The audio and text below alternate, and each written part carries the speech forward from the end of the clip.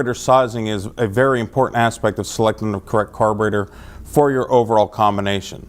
One thing you want to avoid doing is selecting a carburetor that is too large for your overall combination. It's commonly referred to as Moore's Law. A lot of people think that more is better. It's very important to make sure that you select the proper carburetor to give you overall drivability, throttle response, and the characteristics that somebody's looking for on a daily driver or even a race application. So your selection is going to depend if it's a race application or a street car. There are some differences in between size and type of the carburetor that you're going to choose.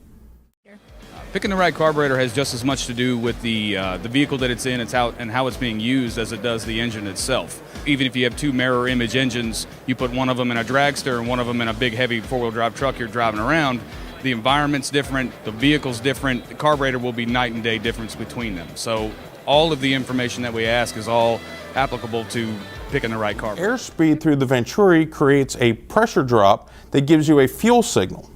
The higher the air velocity is through the Venturi of the carburetor, the stronger that signal is and the better the overall performance and response is going to be, and the characteristics of that carburetor.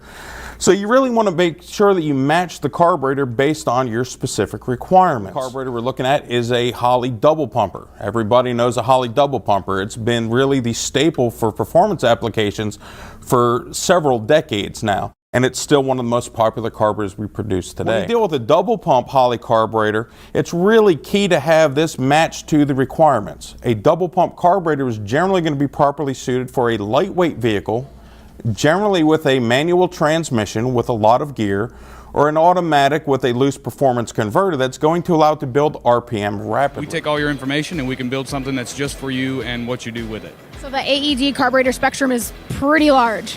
Absolutely, absolutely. Everything from something like a 352 barrel to something like a big 1600 CFM, full billet Dominator. Anything in between. Different fuels, different applications, elevations, all kinds of stuff.